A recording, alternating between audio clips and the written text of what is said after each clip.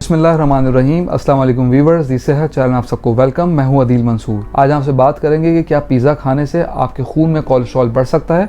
तो चलते हैं अपनी वीडियो की जानिब। अगर आपने हमारे चैनल को सब्सक्राइब नहीं किया तो अभी सब्सक्राइब कर लीजिए और बेल आइकन को प्रेस कर दीजिए। व्यूअर्स, बच्चे हों या बड़े, सभी पिज़्ज़ा शौक से खाना पसंद करते हैं। बल्कि यंगस्टर्स को अगर कहा जाए कि आपको रोज़ पिज़्ज़ा मुख्तलिफ वैरायटियों में दिया जाए तो क्या आप रोज़ खाएंगे, तो उनका जवाब हाँ में होगा।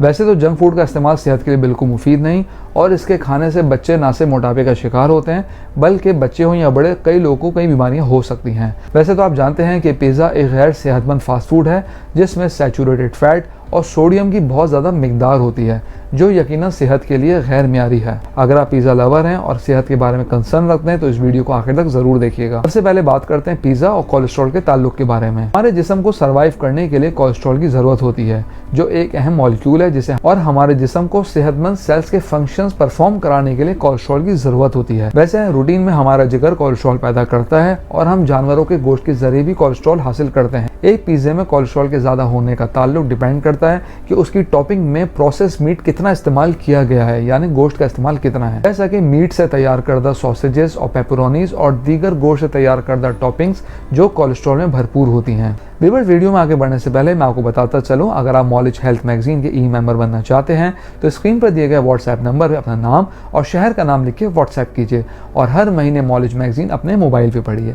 तो चलते हैं अपनी वीडियो की जानिब। एक रिसर्च जिसके अंदर 6,14,062 लोगों ने पार्टिसिपेट किया, उससे ये बात साबित हुई कि जो लोग प्रोसेस गोश्त खाते हैं इनमें दिल की बीमारी के खतरात 42% आम लोगों की बनिस्बत ज़्यादा होते हैं। ज़्यादातर लोग पनीर यानी चीज़ को पिज़्ज़े का लाजमी जुज़ समझते हैं और पनीर के बगैर पिज़्ज़े खाने का तस्वुर भी नहीं होता, क्योंकि ये मिल्क की प्रोडक्ट है। इसमें फैट और ग़िज़ाई कोलेस्ट्रॉल होता है। आप सोच सकते हैं ये आपके कोलेस्ट्रॉल की सतह को बढ़ा सकता है। रिसर्च से ये बात प्रूव हुई है कि चीज़ सैचुरेटेड फैट और ग़िज़ाई कोलेस्ट्रॉल का जरिया है, लेकिन ये हमारे कोलेस्ट्रॉल लेवल पर बहुत गहरा असर नहीं डालता। अगर आप पिज़्ज़ा खाना चाहते हैं तो इसकी टॉपिंग में प्रोसेस मीट का इस्तेमाल के बजाय सब्जियों का इस्तेमाल करें।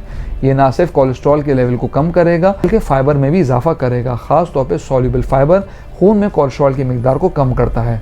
मुख्तलिफ बेस बनाने की कोशिश करें। सब्जियों को सिर्फ टॉपिंग तक महदूद ना करें बल्कि पिज़्ज़ा क्रस्ट को भी वेजी क्रस्ट से तब्दील करें। व्यूअर्स, कोशिश कीजिए कि बाहर का पिज़्ज़ा कम से कम इस्तेमाल करें, क्योंकि ऑब्वियसली कमर्शियल तैयार किए गए पिज़्ज़ों में प्रोसेस मीट और प्रोसेस चीज़ों का इस्तेमाल होता है। अगर आपको पिज़्ज़ा बहुत पसंद है तो आजकल मॉडर्न कॉन्टिनेंटल और इटालियन रेस्टोरेंट्स में, जो कि पाकिस्तान में ही मौजूद हैं, Italian thin crust pizzas available होते हैं, जो कि नॉर्मल पिज़्ज़े के मुकाबले में बेहतर होता है। जैसा कि मैंने आपको बताया कि बाजार के पिज़्ज़े में प्रोसेस मीट और फैट कोलेस्ट्रॉल ज़्यादा होता है, जबकि फाइबर और दीगर ग़िज़ाई अज़्ज़ा कम होते हैं। अगर आप पिज़्ज़ा खाना चाहते हैं तो बाजार के पिज़्ज़े के बजाय घर में पिज़्ज़ा बनाने को तरजीह दीजिए और हमेशा पिज़्ज़े में हेल्दी टॉपिंग्स इस्तेमाल कीजिए, जैसा कि आप चिकन, वेजिटेबल्स और बहुत सारी चीज़ें डाल सकते हैं। और यूट्यूब में हेल्दी पिज़्ज़ा की बहुत सारी रेसिपीज़ अवेलेबल हैं।